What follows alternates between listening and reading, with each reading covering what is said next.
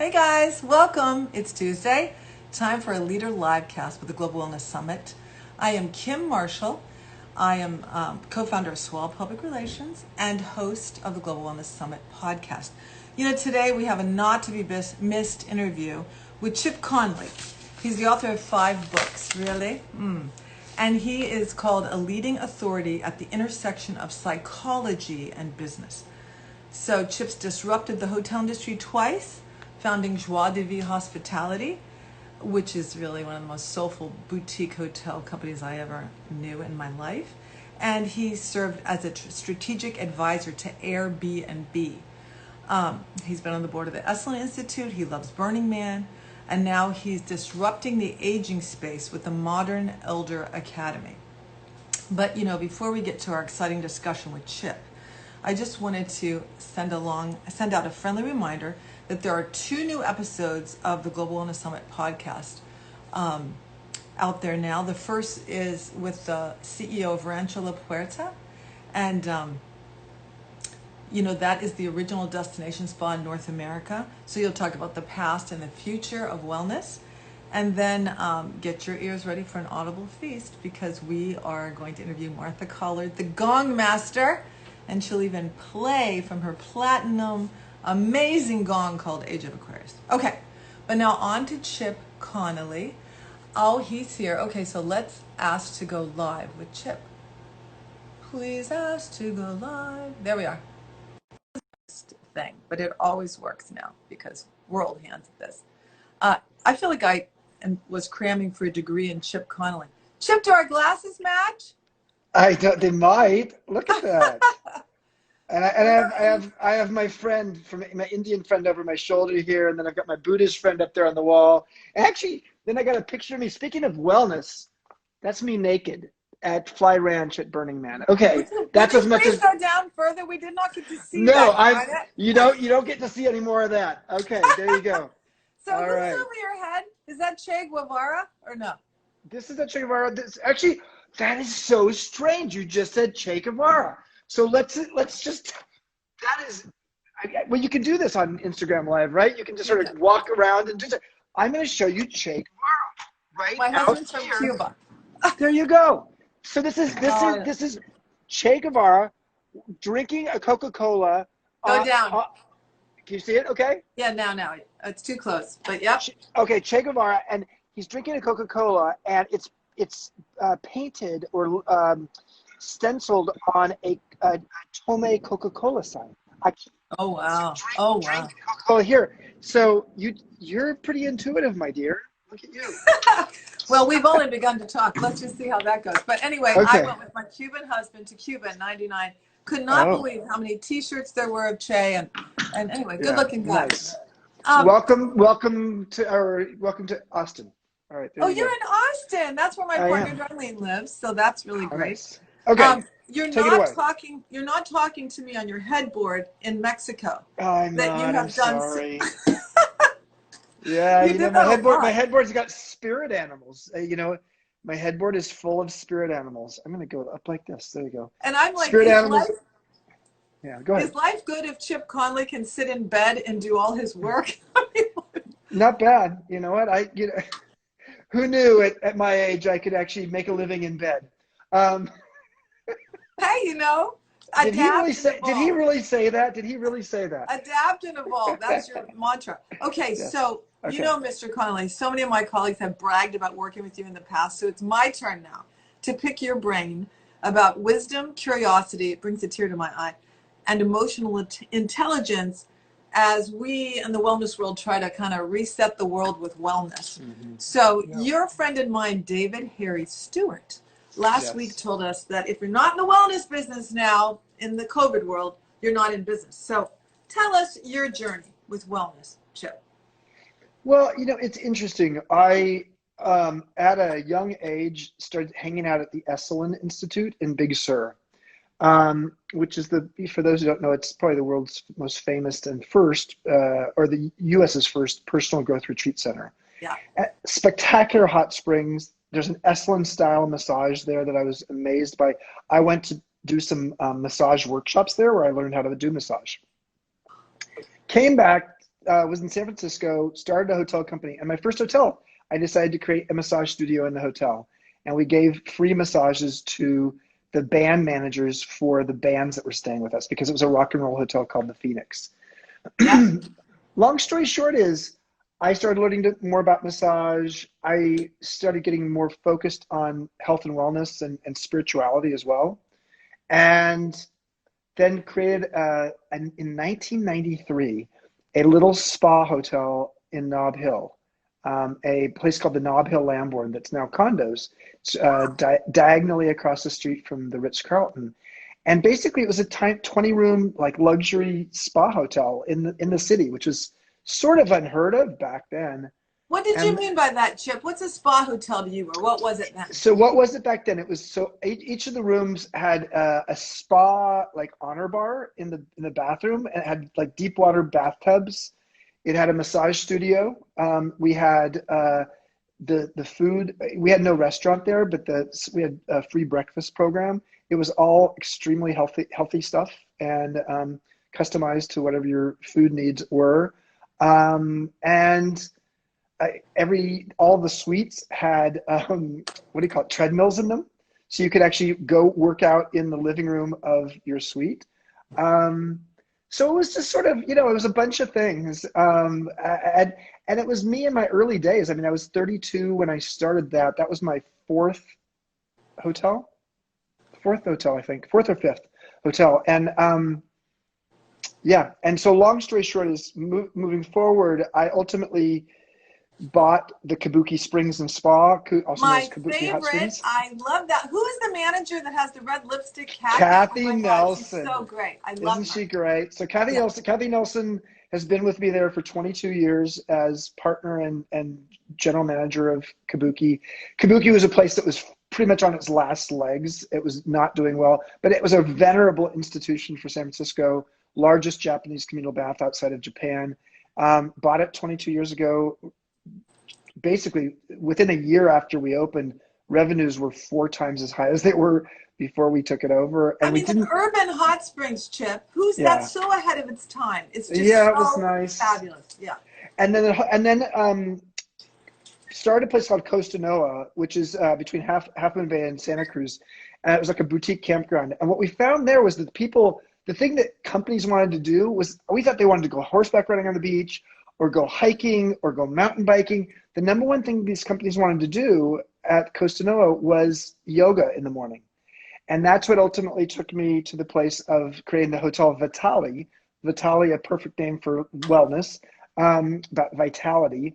And we created a yoga studio in the penthouse level of that hotel, with the premise being there are a lot of busy people, especially busy business women, traveling, who get out of their rhythms in terms of what they're doing when they're traveling on the road.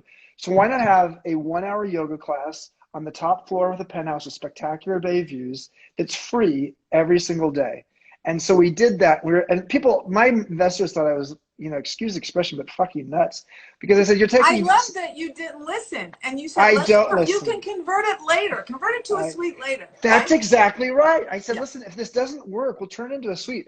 But this is going to position the hotel. It's called the Vitali. It has a yoga studio. We've got like a little urban garden with aromatherapy, medicinal properties that we can actually give to people when they're like doing jet lagged or something like that and coming to stay with us. And that place became overnight hit, the Hotel Vitali. So I would just say, for me, I've been fascinated by health and wellness my whole life.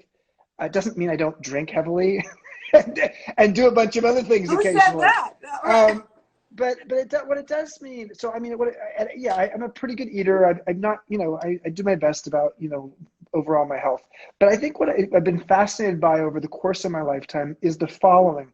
This is my weird place of where I've gone with wellness. The word wellness starts with we. The word illness starts with I. Wow. And I'm a big believer that the future of wellness is social wellness. After social distancing comes social wellness. And I believe that what does social wellness mean? It means it's part of the reason why SoulCycle got popular. It's part of the reason that people like going to a yoga class with friends. is part of the reason why we want to connect with people in a place where we get vulnerable together, and which is what we do at the Modern Elder Academy, MEA, and feel this deep sense of connection together. And so I sort of sometimes push back on modern wellness, the way it's portrayed in the world, because it's very much personal, and it's almost like taking that type A energy of strive, strive, strive, and throwing yourself on the treadmill to just beat yourself up, to just be that much more healthy in almost a competitive fashion with your friends. Well, you know, the one thing I heard of you first through my dear, brilliant friend, Peggy Wynn Borgman, and I think it was called the Los Gatos Hotel. Isn't she great? Hotel Los Gatos, yes, yep. And she's an artist. Like, who knew that you could be a spa genius and an artist? I don't even understand. But she was, you know, you guys were going after the typical spa guest. And I think after a while, you realized that really wasn't working, right? What was the Yeah. story of Los Gatos, that hotel? So Los Gatos, she ran the spa there, so I can't. She could tell you a lot better than I could. It was a hotel, sort of a high-end 4-star hotel in a very upscale community. I would say one challenge with it was it had a spa in the basement. So it was not, you know, unless you were staying in a hotel or were sort of well connected in town, you didn't even know it existed. Right. It did okay. I mean, I think it did well enough because I frankly think she didn't have to pay much in the way of rent. But she's great. I love her, and she's a real entrepreneur. And I don't know. That was it. Yeah, that was one of our more smaller spas. We had a Yeah, but spa you know, at the Vitali too. Yeah. but what you say about the we and wellness, I mean, I've been in the industry so long, it just irritates me that, you know, people want to charge more and more. I say sometimes, you want to charge me $450 for a facial, then give me a new head. You know, Is that how can, $4.50 or no, $450. $450 for like? It's like You know, so how can we take the benefits that we feel, those, you know, the thin slice of people that could afford that sort of thing, and get it out there to the masses? So what are you thinking COVID is teaching us about that? well, I think certainly COVID's teaching us that people. I mean, let's be blunt and painful. The people who have died have generally been people who had comorbidities. They were not very healthy, and so what we've learned from this virus is that if you're vulnerable, you're particularly vulnerable in a pandemic virus. And now, for the average person, that doesn't matter too much because they're not, you know, they don't have more comorbidities. But I think what it will help people to see, first of all, let's just recognize a few things. People are staying at home more. We talk about the COVID-19 being the 19 pounds people have gained due to COVID. People are not going out. They're not at the gym. They're not going to yoga classes. So it takes a lot of initiative to stay well during this time. People are drinking more. Um, so I would say, I think it'll be very interesting to see what happens in January. You know, will gyms be open again? Because, you know, January is usually the time where everybody sort of does the reset and says, okay, Yes. New Year's resolutions. It'll be very interesting this coming January because people will have, I don't think that people have looked at COVID and said, I need to become more well and healthy in order to help my immune system. So in fact, I think it's been quite the opposite. So I would say that the lesson we have right now is probably speaks more to the idea that how do we help each other? I think that's probably it. Back to the social wellness piece. How do Yeah. we, as family members, friends, etc., how do we go for a walk? You know, here in Austin, there's a beautiful Ladybird Lake here, and it's about a 10-mile walk around it. And every day I go for a walk with a friend.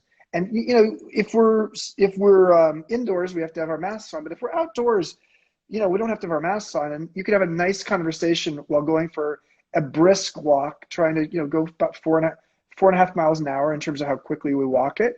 And you know, that's a great way to stay in touch with people and get the benefit of you know, some health, you know, healthiness, health. You The know, other thing I see is that people are much more honest and open. Like I saw you on the hospitality design expo. They had to do virtually, of course. And Stacy Shoemaker, the editor, who we've interviewed on this yeah, yeah. livecast, just said to you at the end, "I love you, Chip," and you said, "I love you too." And it's not perfunctory. It's not hippy dippy.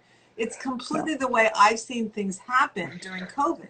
We realize more and more, what our relationships mean since we can't touch each other that much, That's right? true. Actually, I wrote a blog. So I have a blog called Wisdom Well, and on the Modern Elder Academy website, and I wrote a blog that hasn't gone live yet. It's called The Death of Acquaintance, and it's sad in the sense that what I think has happened in COVID is if you're close with someone, like very close, you make your family members, best friends, you make the effort to go and like maybe see them if you can, or have more regular video calls with them than you normally would have. But what's gotten lost a little bit is the acquaintance, the person who you like, and the acquaintance is sort of like the funnel for friends. Is you get to know them and just like, you really like this person, I want to spend more time with them. But because you don't have many opportunities to sort of see them in person, that kind of acquaintanceship may go away. The thing that's interesting is so much of life that is magical is about serendipity, and I'm a huge fan of serendipity. I love it.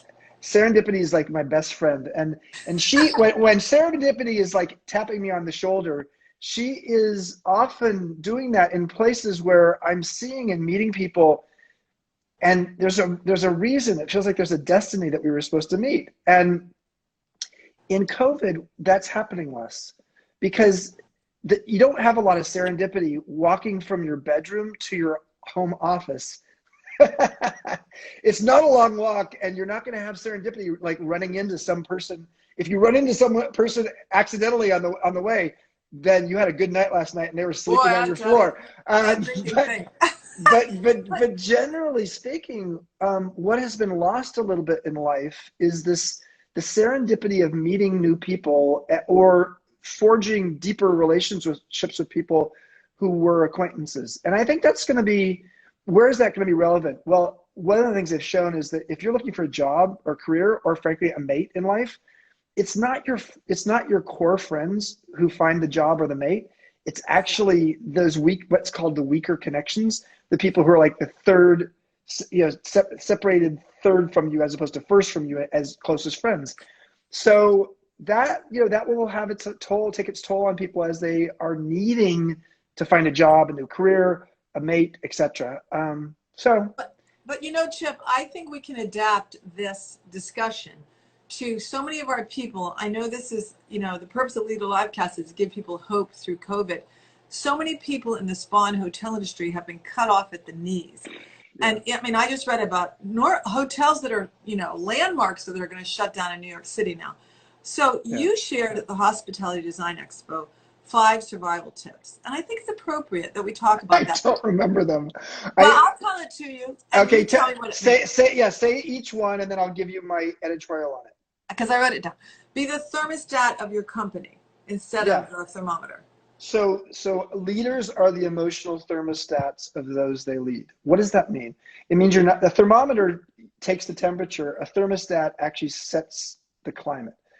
And so recognize that the more senior you are in leadership in an organization, the more you influence and are contagious with your emotions. So if you're anxious, guess what? That's a contagion you're putting out there.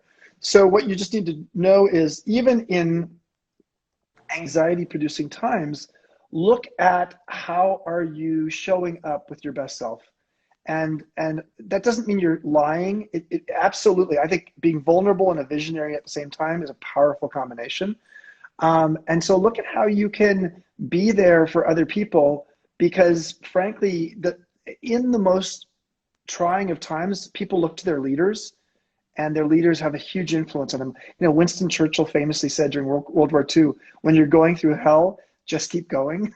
Well, the spa industry is like that right now. It'll come roaring back at some point. We are opening up finally Kabuki Springs and Spa, 6 months after we closed it. And it'll be interesting. It'll take a while to get there. We're not doing the communal baths, but we can start doing massages there. And we have 600 people on the waiting list. Oh, I just love that. Now, another thing you said that is so powerful is adopt a growth mindset and use serendipity.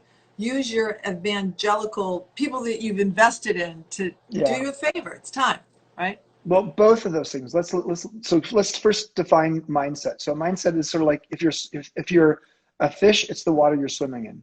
So mindset has your mindset about life could be a fixed or a growth mindset. If you have a growth mindset, you focus on learning. If you have a fixed mindset, you focus on winning.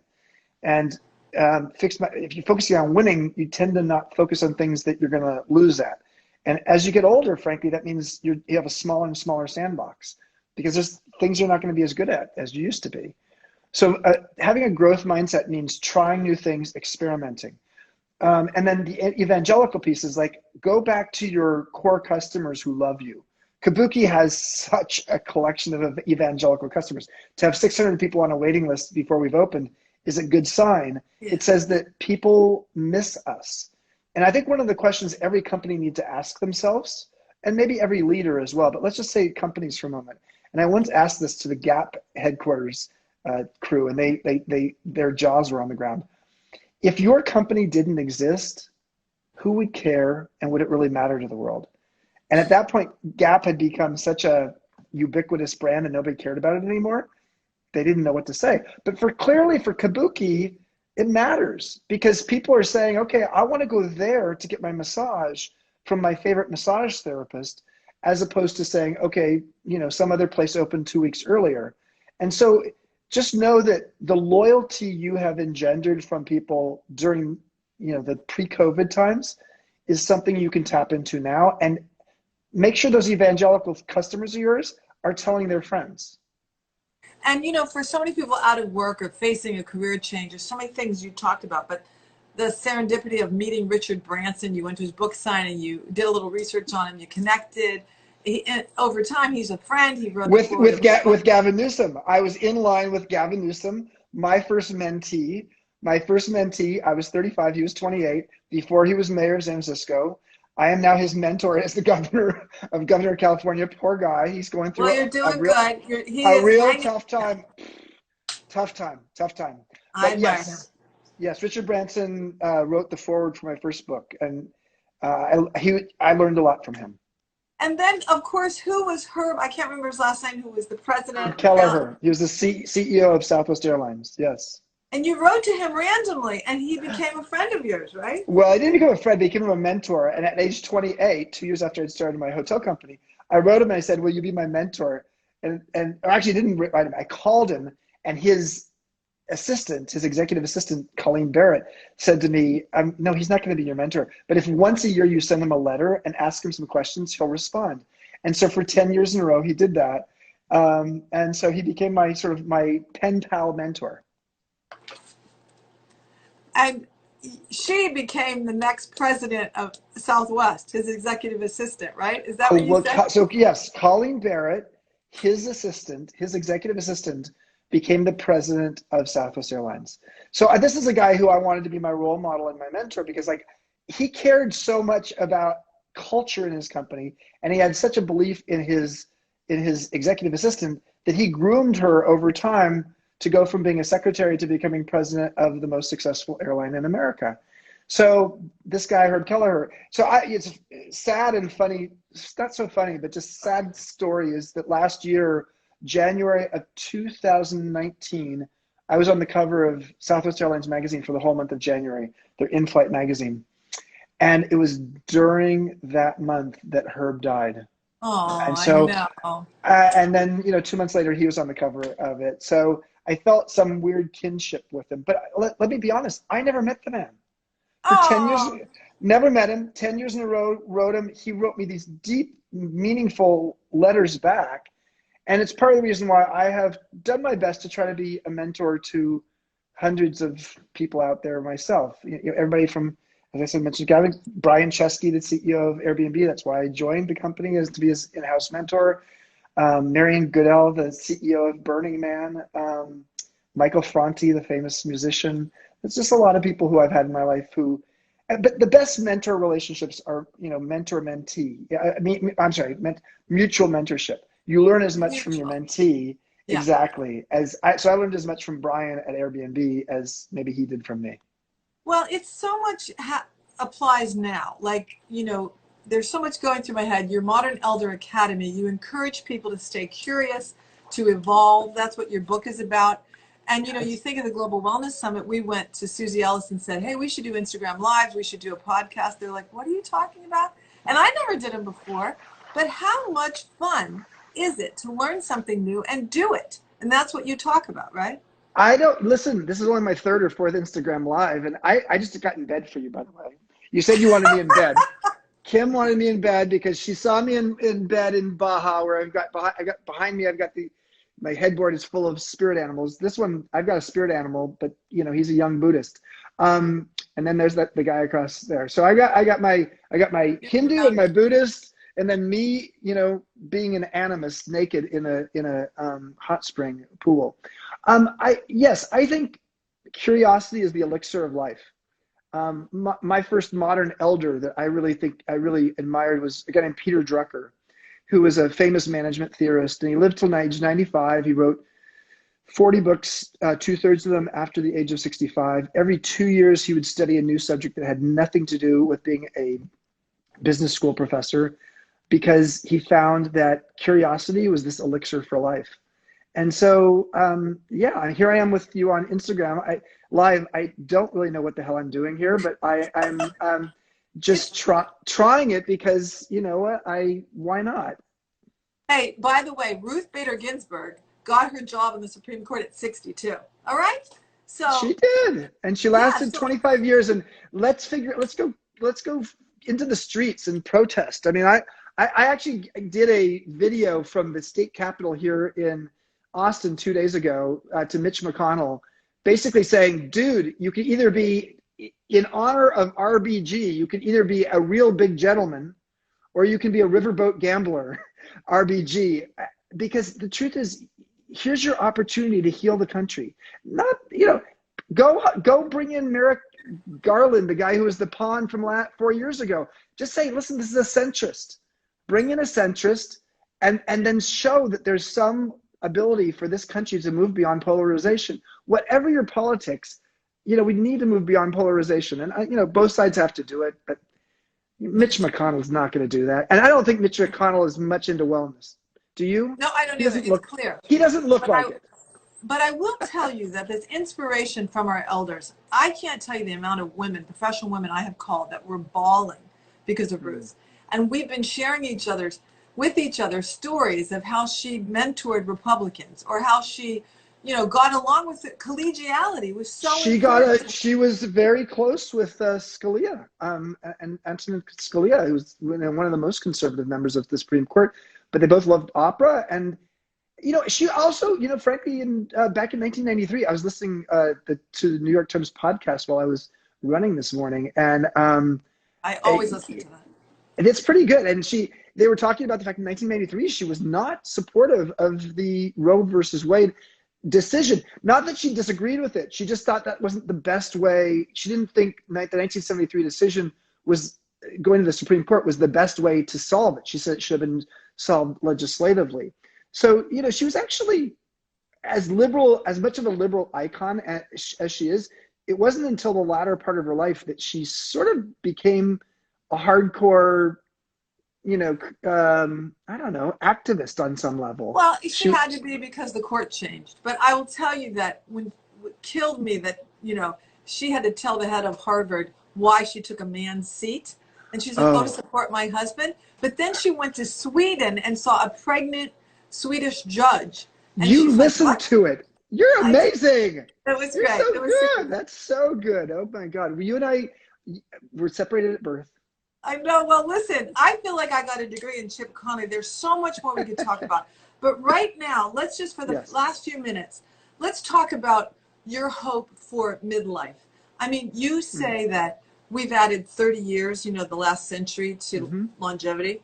So how do you look at midlife? As a crisis? We know the answer to that. No, midlife has one of the worst brands that exists on the planet, because if you ask someone midlife and then add a word afterward, everybody's going to say crisis. And, the truth is that we added 30 years to longevity in the 20th century in the United States. And what's interesting is that a lot of people think that just meant you were older longer, but actually what's true is you were in midlife longer. And there's this woman, Mary Catherine Bateson, whose mother was Margaret Mead, father was Gregory Bateson, famous folks. And she has written about the midlife atrium. What she says is that a lot of times people think that the additional longevity we have means that you've added 2 extra bedrooms on the back of your house, almost like you've added more time to the end of your life. But instead, she says, it's really like you've created a midlife atrium. And the midlife atrium means that you actually have more life in the middle of your life. And the midlife atrium creates space for reflection and air and light. So you can imagine in your late 40s or your early 50s, or maybe in your 60s, what it is you want to do with your life. I, 3 years ago, was scuba diving with my dad and in Indonesia. And we did the math and came up with the conclusion that at that time I was 57 years old. Now, you know, I turn 60 next month. But at 57 years old, if I was thinking I'm going to live till 98, and actually if you do the math from starting at age 18, adulthood, I had more than half of my adulthood ahead of me at 57 because I had 39 years behind me, 41 years ahead of me. Yeah. And my dad at age 80 at that time had just entered the 4th quarter of his adult life. So when you start doing the math and realizing that we have so much life ahead of us, you want to be vital. You want to actually be well. You want to actually be curious. You want to try new things. I'm learning how to surf, you know, at 59. A couple years ago, I started learning Spanish because I live in Mexico a lot of the time. Why not? Because the number one question we should be asking ourselves is 10 years from now, if I don't learn this thing now, will I regret it 10 years from now? And the way to think about that is like, what is it that you know now that you wish you knew 10 years ago? And there are things that you do know now that you wish you'd known 10 years ago. Well, guess what? If that's true, learn something now that will make you such that you won't regret it 10 years from now, that you didn't learn it yet. And so learning Spanish, not fun. I mean, actually it is fun. The best way to learn something is to make it fun. And that, at first I hated it because I was like, I'm not very good at this. And then my Spanish teacher, Yvonne, and I just started just having a great time together. And I learned faster that way. I'm learning Portuguese. Don't whine to me. Portuguese is Ooh, so Portuguese. hard. I'm not living in Brazil, but you're living in Mexico part-time. So Why are you learning Portuguese? We have Brazilian friends, and my husband and I want to retire in Portugal. Oh. And Andrew Weil said it's good for the brain to learn a new language. It is true. Portugal's hot. It is. I mean, hot. I don't mean like it's hot. A lot of people are going to Portugal right now. Yeah, very popular. I'm planning. But listen, Chip, we could talk to you for hours, and I truly have enough notes to do that. But what I'm going to tell you is, let's do this again. Let's keep in touch. It's high time we met, and we're going to look for you with your wellness flag, putting the we in wellness. We're going to the we in wellness. Come down to Modern Elder Academy. Check out my daily blog, Wisdom Well, which is on the Modern Elder Academy website. Thank you, Kim. I appreciate the fact that I even came here in bed to hang out with you. So hey, you're just trying to make me happy. That's what I like men to say. That's my job. That's why I created a company called Joie de Vivre. You know, it's about joy of life. Speaking of a new language. Anyway, It's been a pleasure. We're going to be in touch. I'll see you in Baja, okay? Okay. All right. Bye. Thanks a million, Chip.